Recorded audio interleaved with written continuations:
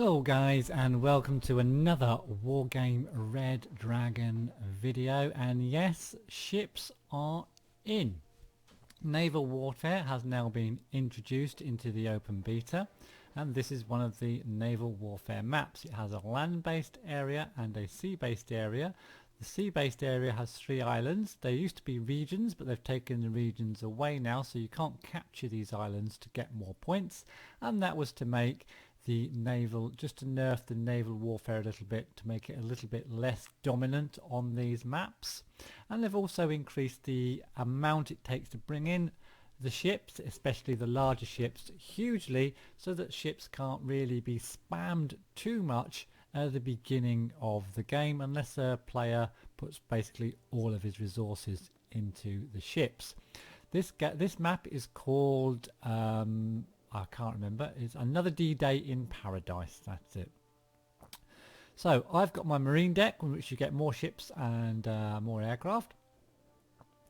And I've got a bunch of Lafayettes and a bunch of Type 21 frigate type destroyer, whatever they are, and a recon chopper. And I will explain to you momentarily my reasons for doing that. I'm also going to be flying my CV over to Charlie to take Charlie. And Reindeer is going to be going up towards Juliet and around the left hand side, and El Pichette is going up to Bravo to do battle over Gulf and Echo, hopefully. So without further ado, let's get started. Now, there's been a lot of talk on the forum and discussions about Redfor Navy being overpowered, blah blah blah. Lots of people come out with it, even though they've only played the game like twice. They immediately start posting things that are OP. But I think you need to play it a little bit with some different people, try some different scenarios before you decide on that. Now, I have played like 5 or 6 games with this not with this deck, but with the Naval Warfare on, and I find that yes, the Redfor ships are very powerful, probably more powerful than the Blufor decks, excuse me. However, the Blufor deck does have a number of really nice anti-air aircraft and helicopters. Now, I haven't dabbled with these yet. I'm just dabbling with the ships first of all, and I'll try the aircraft up in another day. So the first thing we do, we see the enemy has brought in a fleet as well, and the first thing we see is brought in this massive Sovereign and a Eudeloy 2 as well. 2 of the biggest ships in the game. They both cost 500 points. They both belong to the same person, so he spent 1,000 points on these, plus he's bought in some support vessels as well, and Maud has bought in a ship over there going towards Gulf. Now, the way to do battle with the Redfor deck when you are Blufor, first thing is, don't get too close if you can help it. If you have a standoff battle at distance, so if I'd placed my units over here on the left of this island and started just firing anti-ship missiles at each other, I would have got destroyed, and I would have got destroyed quite quickly.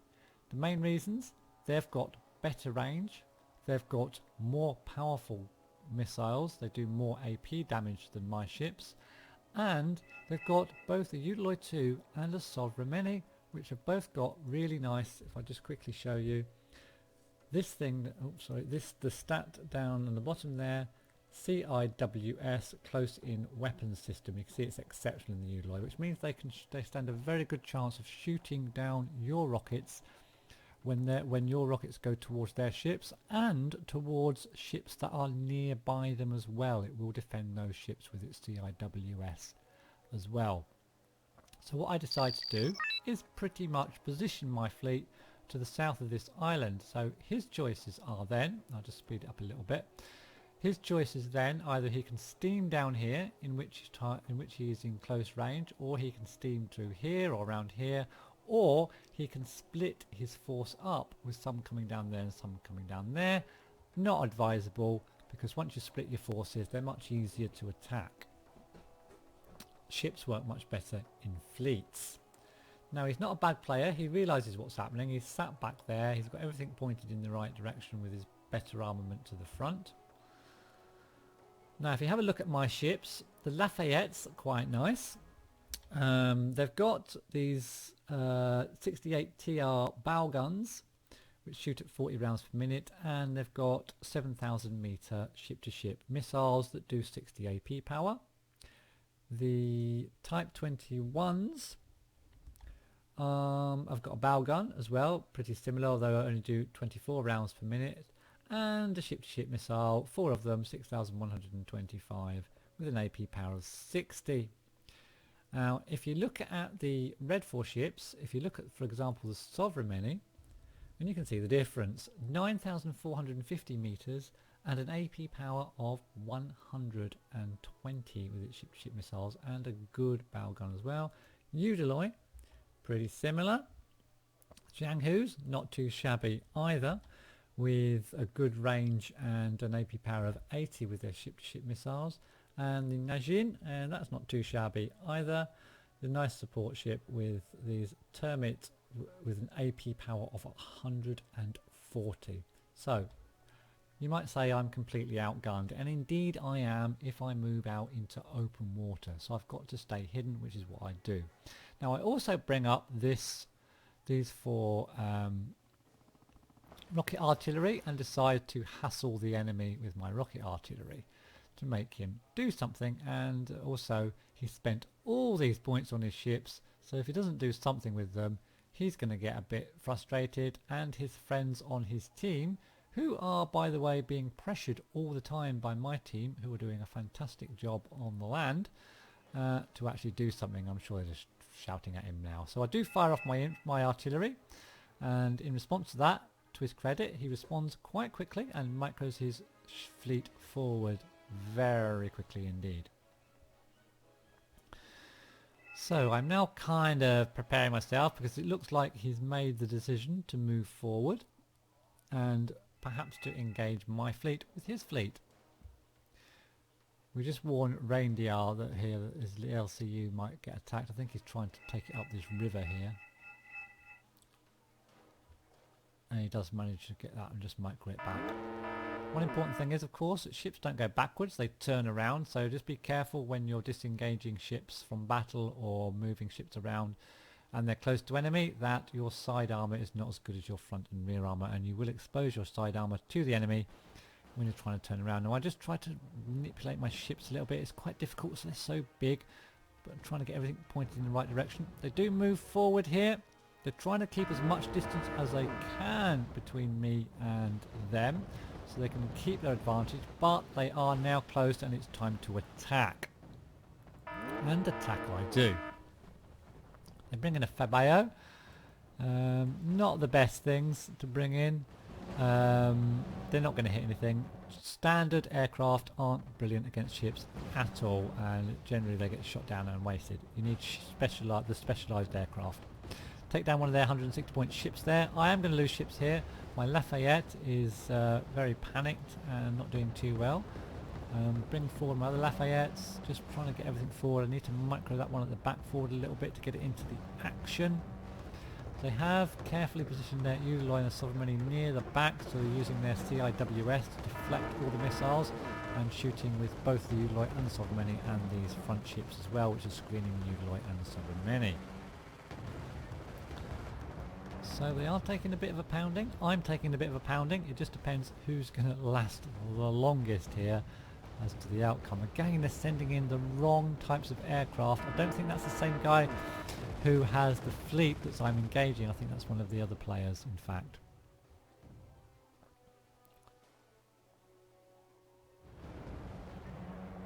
So battle continues. These Lafayettes have a really nice close-in weapons support system as well, and we take out another of their 150 point ships there, which goes down and sinks to Davy Jones's locker.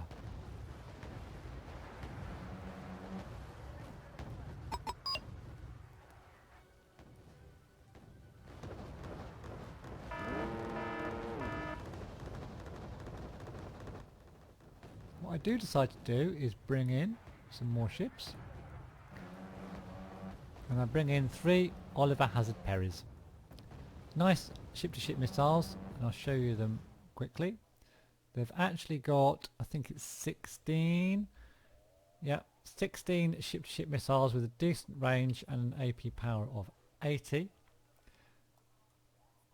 to support these ships that are getting well battered here, although their ships are getting well battered as well. If we look at, and in fact, when they see my reinforcements coming and starting to fire at them, they do decide that's enough, and he micros his ships back, trying to save his Sovereign and his Udaloy, which is a good move, and he does manage to save those two big ships. Now I do continue to engage a little bit, although my ships are pretty battered up as well. They've got quite a lot of health, but they're just running low on sort of ammo and stuff. I could have just kept them moving forward, I suppose, but I chose not to at this point. But I do push up these Oliver Hazard Perrys and just keep these rest of these units back just a little bit, just to try to resupply them somewhat.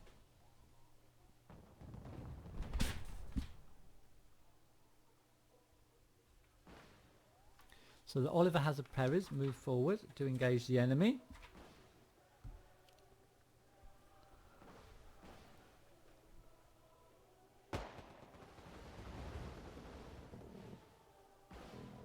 And they decide to turn around and engage back with the Sovereign and the Udaloy.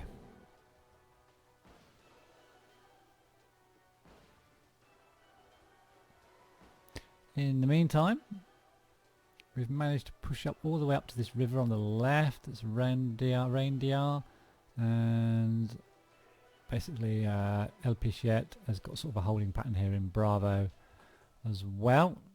But meanwhile, back at the ranch, these three Oliver Hazard Perrys are doing what I said they shouldn't do earlier on in this video, which is engaging the enemy at long distance. And you will see what happens when Blufor engage the enemy at long distance. So the Udaloy and the Sovereign have managed to get themselves into a nice position with resupply, so they can keep firing their massive Mosquito missiles with that massive AP power, and they've got a couple of extra support ships which they've brought in. But you can see what happens. They make mincemeat out of these Oliver Hazard Perrys, and that's what happens at long range. I lose all three of them. That was a bit of a mistake. I should have just microed them back into this bay here before, when I saw that they were being engaged by the Udaloy and the Sovereign basically. But having said that, I've still got a decent little fleet of ships here. I've still got 1, 2, 3, 4 Lafayettes survived, and a couple of Type 21 frigate type destroyers have survived as well, so not doing too badly. It was just a shame I lost those 3 ships. Now nothing else happens for a bit, so I'll just turn it up a bit, fast forward it a little bit. And what I'm going to do now is just resupply. I bring in these LCUs. These LCUs, they've got 10,000 worth of logistics in each one. I've also got 2 sets of logistic choppers, and a couple of my associates have got these fobs here, which I continually use throughout the game. Now, ships are very logistics dependent and very logistics heavy. Now I had 2 sets of these LCUs. I think it's 3 in a set, or 4 in a set, or 3 in a set. But basically I had 2 sets of them, and I used them all up in this game. And I also used 2 sets of choppers up, and I also used up a whole bunch of supply trucks. And just for your information, supply trucks which can go on the water, such as the Stalwarts, which I did use in this game a little bit later, you'll see, can go on the water and resupply ships on the water. And I had 2 decks of them as well. And in total I used, of my own supply, 65,000 units of supply in this game in total, as well as cadging a bit off of my teammates as well. So huge supply costs for ships. So if you're going to have a long naval battle, you're going to need a lot of ships, a lot of supply. Now bring in what is the biggest ship in the Blufor Navy, and it's this big boy, the Congo. 450 points to bring in, but it's got some really nice stats, of course, as you would expect. It's got CIWS, very good. Good ECM of 40%. 8 ship-to-ship missiles, good anti-air, and a decent bow gun as well. But the main thing is it can protect these other ships with its ECM and its CIWS. Now the Oliver Hazard Perry wanders into danger there from Reindeer, and you can see what happens. The actual Udaloy and these other ships as well are protecting the Oliver Hazard Perry by firing their CIWS when a missile comes forward from the enemy fleet. So that's quite interesting as well. They also send in a couple of Febayos. That's a mistake as well. Yeah, I don't know whether they're going to get away. One's down, the other one just about gets away. Yeah, not a good move there. So it looks like, is he on the move again? Sort of stable there. Basically I bring in another Oliver Hazard Perry as well. We'll just speed it up a little bit. Oh, I've actually put it on 0.5, that's why. So just speed it up a little bit. So they are coming forward again. They're just creeping forward, but they're not coming forward in the same way as they came forward before. They must know I've got a Congo there now. And I'm resupplying. In fact, I'm using one of Reindeer's LCUs to resupply these Lafayettes. Another Oliver Hazard Perry comes in, and I'm resupplying my artillery from my resupply chopper. Getting ready to bombard his little fleet again, which is now quite a small fleet. Now he is creeping slowly forward. Now he's getting resupplied now, so he's just going to be repairing this Udaloy and this Ross Sovereign. So once they get back up to full strength, they're going to be a force to reckon with again, and I bring up a third Oliver Hazard Perry. I've actually got 2 sets of these in my deck, so I've got another 3 I can bring in after losing those 3 earlier. Another stupid attack by that yak.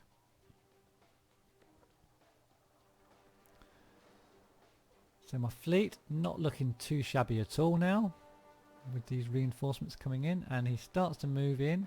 He's got some Nanushkas. These are sort of purely anti-ship weapons. With 6 of those Malachite anti-ship weapons. Oh, they've also got decent anti-air as well. And I just actually, when I see all of these lined up, he's got a fair fleet back together again. I do micro my Oliver Hazard Perrys away to the right hand side a little bit, and these are proper anti-ship aircraft which take down one of those ships, and my artillery fires in as well.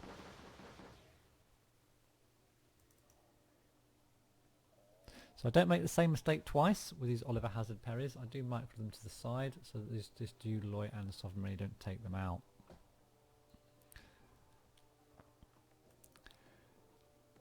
So they're still just sitting there. I don't think he quite knows what to do. He knows I've got a big fleet, but he knows he's also got 2 very powerful ships there, and again stupid attacks by aeroplanes which they're losing hand over fist.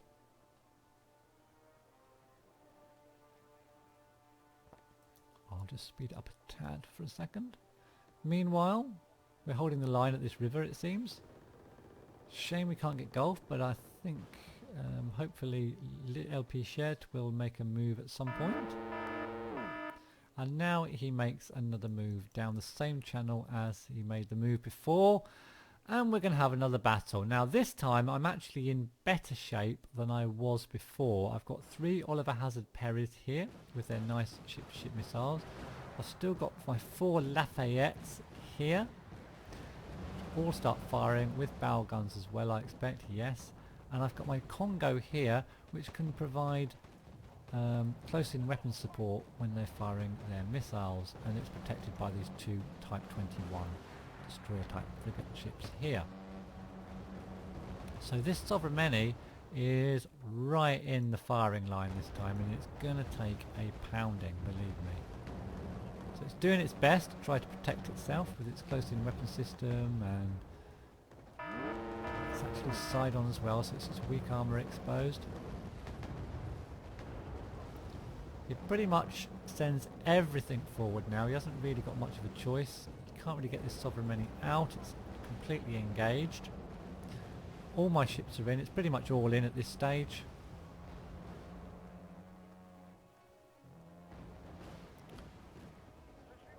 And the Sovereign Many bites the dust at last. 500 points. Udaloy actually rams it, just for good measure. So the Udaloy now is under attack. And tram intruder coming up there. Oh, it's 2 tram intruders. I'm not sure if any of their missiles actually hit. You can see it's still well strengthened up there despite all the missiles that are firing at it. I move everything as close as I can move it, so all the bow guns are firing at this guy now to try and take it out. Now it's taking some serious punishment.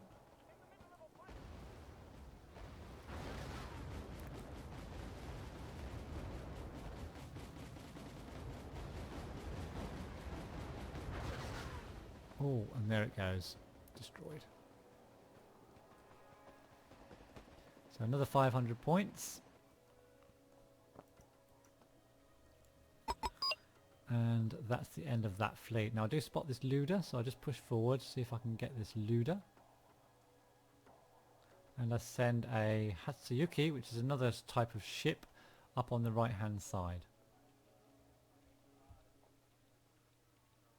These Hatsuyukis, I'm bringing these cost 250, they're quite expensive, but they've got nice anti-air capabilities and some decent anti-ship missiles as well as the Malera bow gun. And there are a couple of their other players start bringing some units, so I do hit them as I push forward with my somewhat depleted. They do send ships, they do send through, and they actually napalm to try and slow me down. Napalm doesn't seem to do a massive amount to these big ships, and my ships seem to be able to sail through the napalm without any real bad consequences. Luckily I've got El Pichette here with his 2 LCUs resupplying me. It's quite nice of him. And my Hatsuyuki is sneaking up here. Again, I wouldn't recommend sending a single ship, although it is being joined by an Oliver Hazard Perry from Reindeer as well. But as most of their fleet is now in a bit of a shambles, I don't mind. Now I am also a bit strung out here, so I pull back my front ships just back to this LCU now, because I don't want to go in sort of 1-2 at a time, not firing properly, because they could get taken out, and they are still bringing in quite a lot of ships. And I've got this Hatsuyuki still engaging them on this side. So I pull back and use my friend's LCU. As I said, I used 69,000 of my own. I must have at least 30,000 of these guys supply as well, at least. So I reckon all in all I must have used 100,000's worth of supply in this game. So basically they are now defensive completely and are having to defend their base. Now they've still got some decent ships. They've still got these Nanushkas, which are pretty decent, with an AP power of 160, although they haven't got massive range, and Yangus as well with pretty decent AP power of 80 and a good range. Now what they haven't got now, they haven't got the protection of the big ships, the Udaloy 2 and the Sovereign Many, so they're going to be a lot easier to kill once I've refueled and rearmed and pushed my ships in for the final attack. Meanwhile, they're still trying to push up. It looks like they're pushing into Gulf now. Going to be taking Gulf very shortly. A load of infantry and warriors. There's an Oliver Hazard Perry moving up to Echo to start shooting at pretty much anything it can see in Echo, which isn't a great deal at the moment. And I'm just refueling. Now everyone's getting on the act on the sea now. Reindeer's bringing in some ships, Hatsuyukis, and another Oliver Hazard Perry. There's a bit of firing going on between the two factions over there. It looks like I lost my Hatsuyuki from the right hand side, unfortunately, and those infantry have all unloaded and it looks like are taking nice control of Gulf.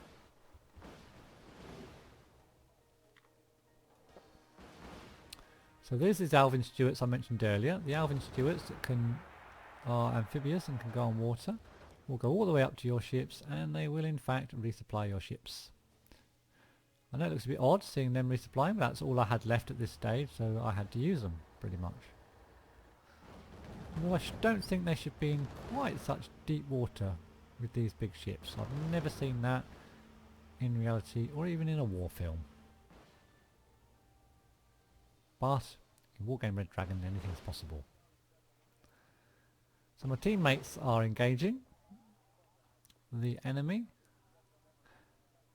It looks like all they've got left are these Mooners now. They're just pushing these Mooners in to keep everything resupplied. So they've got a nice resupply base there, so they can keep firing for quite a long time. So at some point we're just going to have to go all in again and attack their base. However, it does look like Gulf's been secured, so they're only controlling 3 regions now. Another Oliver Hazard Perry from Reindeer.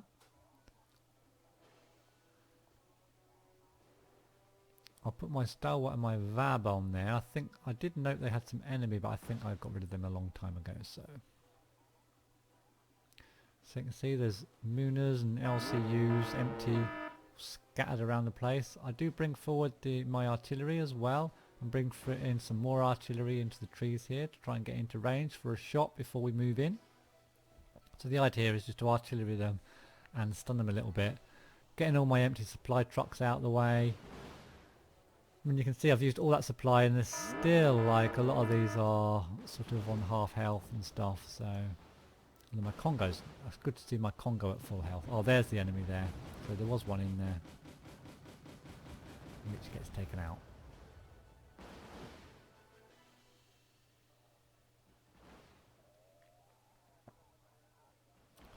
So I'm just getting ready for the push. I do want to use my artillery first before I go in, although my teammates are a little bit less patient than me and are itching to get that base neutralised. Of course, if you get a CV ship onto Foxtrot, it will neutralise that area and they won't be able to bring anything else out at the sea. Not that they've got a lot left to bring out, I imagine. A couple more tram intruders going in,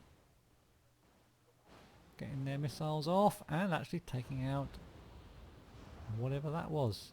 Zhangu, was that? Yeah, that's quite good there. It's actually... oh no, it goes down. It's actually sitting in the shallows with its turret up the top there. That's quite good.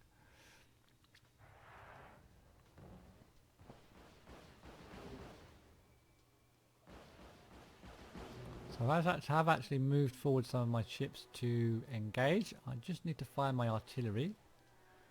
Hopefully. Slow it down a bit.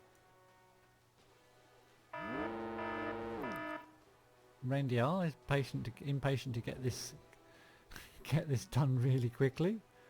So once my artillery is fired, I will probably move all my units in. So here goes the artillery.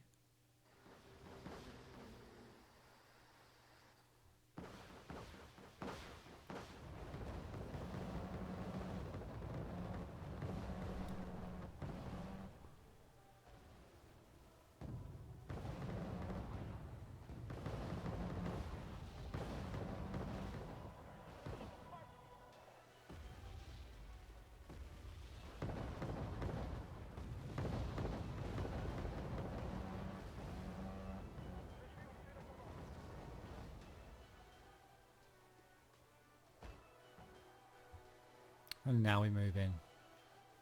All guns blazing. Get the bow guns into action. The Oliver Hazards are there already. Congo is still on full strength. You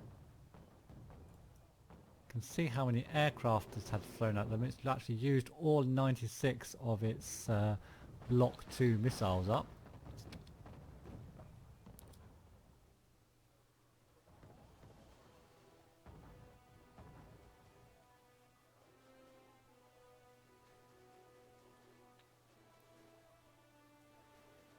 So all their ships are pretty much dead now. Sunk or sinking in the shallows. Now these Mooners You don't really want to destroy them. I'm not sure why he's shooting them, because you can actually capture logistics ships, so if you can just get close enough to them you will capture them. So that Oliver Hazard Perry stops there and neutralises Foxtrot, and then moves again. Basically I'm rushing my ships on to try and capture these Mooners, not destroy them, but two go up there in flames, which is a shame, but I do manage to capture one there. And over in Hotel, it seems that LP Shet is making a run for it with some challenges and a couple of chimeras. They've already picked off the CV in Hotel by the looks of it.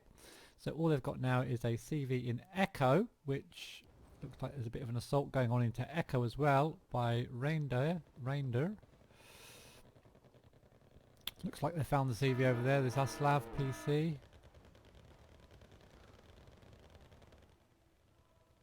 Must be the CV there under attack.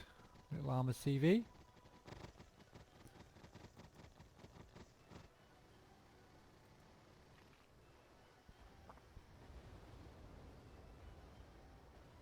There's a chopper attacking it as well. Yeah, the diggers are attacking it, yeah, and it goes down. So basically now there's only one CV left, and it's the one in Foxtrot. You can't get any more units in, of course, because they haven't got any more spawn points. And Foxtrot is neutralised now. It's pretty much the end for those guys, so we're just waiting for someone to come and spot the CV over here, and if they spot it my ships should take it out pretty much immediately. And there is a Gazelle here which I think LP Shet uses in a second. Let's speed this game up a little bit. Yeah, so the Gazelle's going to come across.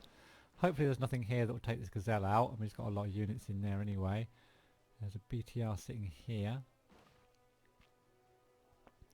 But he's bringing it all the way across. It's got to be in one of these forests at the back here.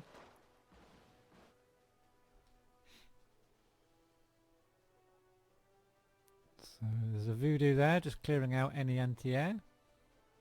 Some units there, and one of them is the command, and immediately a ship takes a shot at it and takes it out. So GG. I hope you enjoyed this game, guys. I got a decent score there. I did get a lot of support from my two teammates. Even though I was the primary person in the sea, the primary person using the Navy, I did get support from both LP Shet and Reindeer, Dr. Reindeer, with both aircraft and